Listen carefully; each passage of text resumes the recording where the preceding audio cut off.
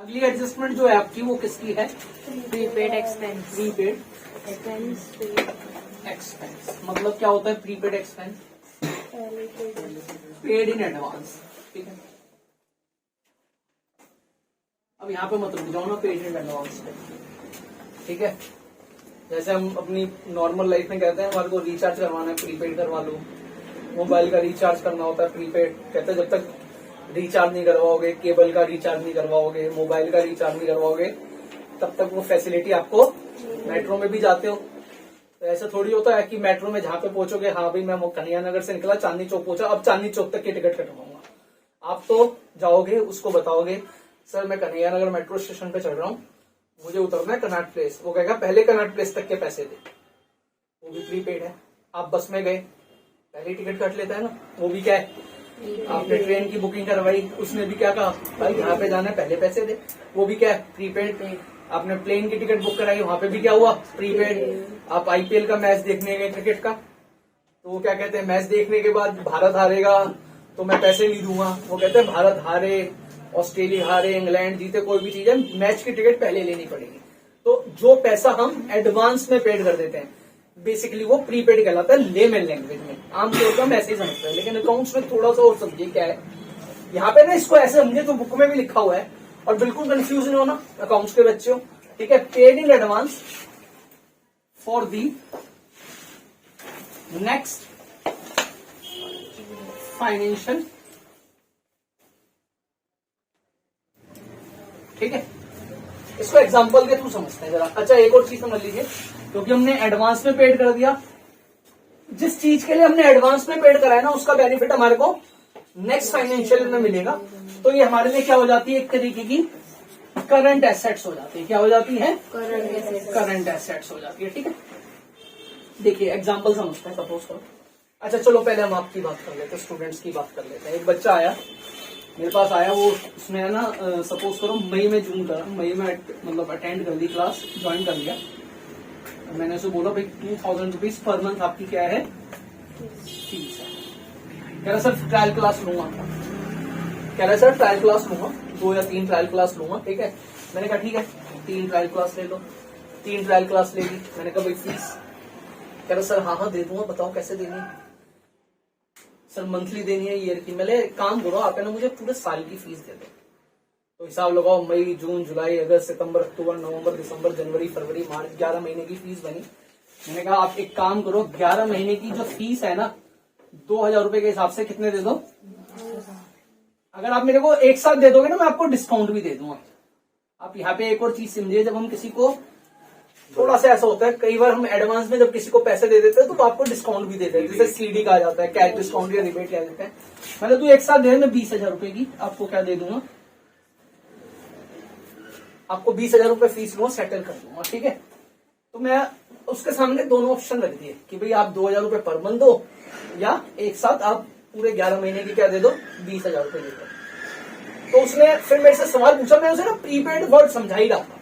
तो कह रहा सर ये मैं 20,000 रुपए अगर आपको एक साथ दे दूं कब, और कब तक के दे दूं, अप टू 31 मार्च तक के। तो सर ये मेरे लिए प्रीपेड होगा ना।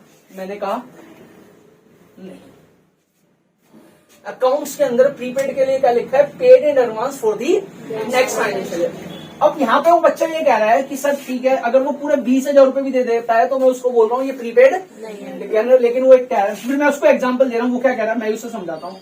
मतलब भाई 12th में भी यही पड़ेगा, कह रहा हाँ सर यही पढ़ूंगा। मैंने यार मेरे पास है ना सीट्स की थोड़ी कमी होती है, तू है ना अपनी सीट क्या कर ले, बुक कर ले, 2,000 रुपए देके ना तू अपनी सीट बुक कर ले। कौन सी क्लास के लिए? तो ये जो 12th के 2,000 रुपए तूने एडवांस दे दिए, कब के, नेक्स्ट फाइनेंशियल ईयर के, ये तेरे लिए 2,000 रुपए क्या हो जाएंगे, प्रीपेड हो जाएंगे। अगर आप पूरे साल का पैसा एक साथ दे देते हो ना 31 मार्च तक का, टेक्निकली अकाउंट्स की लैंग्वेज में वो प्रीपेड नहीं कहलाएगा। लेकिन अगर आप 12th का 1,000 रुपए भी दे देते हो, अपनी सीट बुक करा लेते हो, तो वो क्या हो जाएगा, प्रीपेड। समझ में आया? एक और एग्जांपल लेते हैं। चलो हम है ना एक स्कूटी खरीद लेते हैं। ठीक है, स्कूटी हमने 1 लाख रुपए की खरीदी, इतने रुपए की आ रही है आजकल। ठीक है, हमने इसका, और ये हमने जो खरीदी ना वो स्कूटी 1 अक्टूबर को खरीदी, 1 अक्टूबर 2018 का। अब जब हमने स्कूटी खरीदी ना तो इसका इंश्योरेंस भी करवा दिया। अब इंश्योरेंस कंपनी ने, क्योंकि स्कूटी जब खरीदते हैं उसके साथ ही इंश्योरेंस मिलता है, तो इंश्योरेंस कंपनी ने बोला 12,000 रुपए का इंश्योरेंस होगा। कितने टाइम का?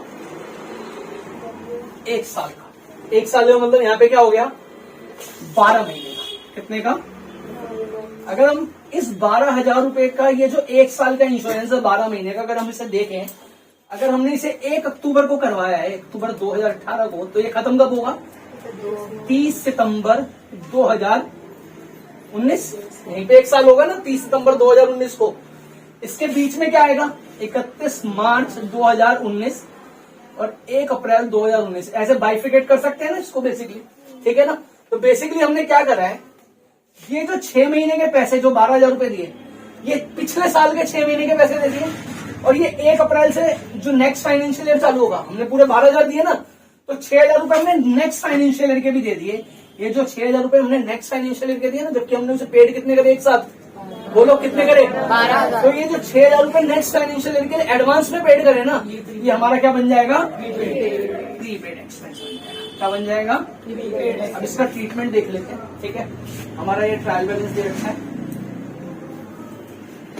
और सपोज करो यहाँ पे हमारे कोई आइटम दे रखी है, ये डेबिट साइड हो गई, ये क्रेडिट साइड हो गई, और यहाँ पे आइटम दे रखी है आपको इंश्योरेंस, और हमने इंश्योरेंस 15,000 लिखा हुआ है यहाँ पे, ठीक है। और यहाँ पे आपको एडजस्टमेंट दे रखी है क्या? Prepaid insurance. क्या दे रखी है? ₹3,000। कितने रुपए दे रखी है?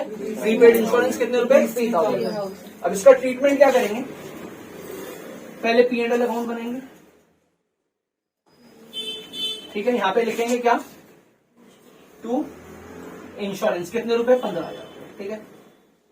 अब क्योंकि इस साल का बेसिकली खर्चा 15,000 रुपए नहीं था, हमने 15,000 रुपए इस साल पेड करे हैं, लेकिन इस 15,000 रुपए में 3,000 रुपए हमने नेक्स्ट फाइनेंशियल ईयर के क्या कर दिए? पेड कर दिए, प्रीपेड कर दिए। तो वो इस साल का खर्चा तो नहीं है। और आपको क्या बताया था? P&L अकाउंट नॉमिनल होता है, जो इस साल के खर्चे होंगे वही दिखाए जाएंगे। तो ये 3,000 रुपए इसमें से क्या हो जाएंगे? प्रीपेड इंश्योरेंस कितने रुपए? 3,000 रुपए। यहाँ पे आ जाएगा 12,000 रुपए। अच्छा, अब ये 3,000 रुपए और कहाएंगे, ठीक है ना। ये 3,000 रुपए और कहाएंगे, ये आएंगे बैलेंस शीट की एसेट साइड में। कहाँ पे आएंगे? Asset side. देखो आपने ना, समझो बात को, एक सेकेंड, आपने 3,000 रुपए एडवांस में पेड कर दिए।